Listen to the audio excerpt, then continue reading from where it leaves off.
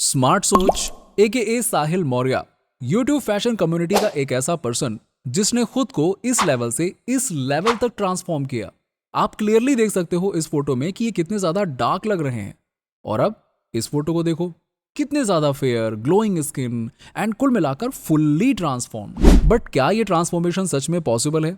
क्योंकि कोई इंसान अगर इतना ज्यादा फेयर है तो वो कितना ही धूप में क्यों ना रह ले, उसकी स्किन इस लेवल पे टैन तो नहीं हो सकती। अब मैं ऐसा क्यों बोल रहा हूं वो मैं आपको आगे बताऊंगा।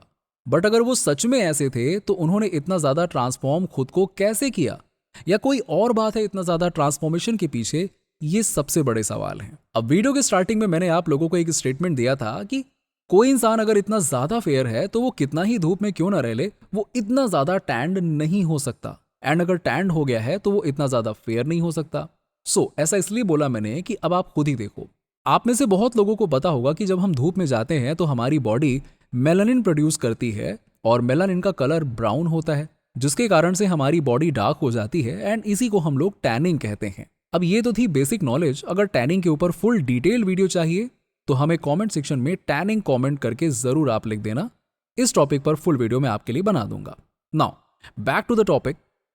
अब टैनिंग के बारे में तो आप लोग जान गए, बट क्या आप ये जानते हो कि जितने भी फेयर स्किन वाले लोग होते हैं उनमें मेलानिन की कमी होती है, जिस कारण से ही तो वो फेयर होते हैं। आप इस स्टेटमेंट को पढ़ो। इसीलिए तो मैं कह रहा था कि अगर कोई इंसान इतना ज्यादा फेयर है तो वो इतना टैन नहीं, इतना टैन तो नहीं हो सकता, क्योंकि उसमें मेलानिन की कमी होती है, जिस कारण से वो कितना भी धूप में क्यों ना रह ले, उनमें इतना ज्यादा मेलानिन प्रोड्यूस नहीं होगा कि वो इस लेवल पे टैंड हो जाएं।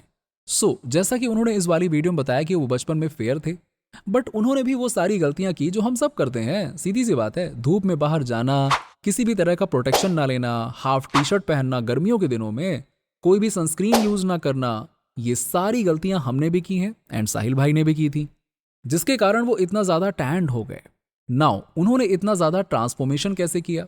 जब वो फैशन लाइन में आए तब उन्होंने जो सबसे बड़ी चीज की वो थी कंसिस्टेंसी। उन्होंने खुद को इस लाइन में कंसिस्टेंट रखा, वो हर चीज फॉलो किया जिससे उन्हें अच्छा रिजल्ट मिला एंड एक स्ट्रैटेजी के हिसाब से उन्होंने खुद को ट्रांसफॉर्म किया। वो स्ट्रैटेजी मैं आप सभी लोगों को एक्सप्लेन करूंगा। बट फॉर एग्जाम्पल, जब उन्होंने टैनिंग रिमूव करना स्टार्ट किया तो सिर्फ टैनिंग ही रिमूव करने में उन्होंने खुद का फोकस रखा और वो सारी चीज की जिससे उनका टैनिंग रिमूव हो सके। उन्होंने प्रॉपर डाइट ली, प्रॉपर प्रिकॉशंस फॉलो किया और होम रेमेडीज एंड वो सारी चीजें जिससे उनकी टैनिंग हट सके। ऐसा नहीं कि टैनिंग रिमूव करना स्टार्ट किया और फिर कुछ दिनों में उन्हें इंटरेस्ट आया कि चलो अब मैं ड्रेसिंग सेंस इंप्रूव करता हूं।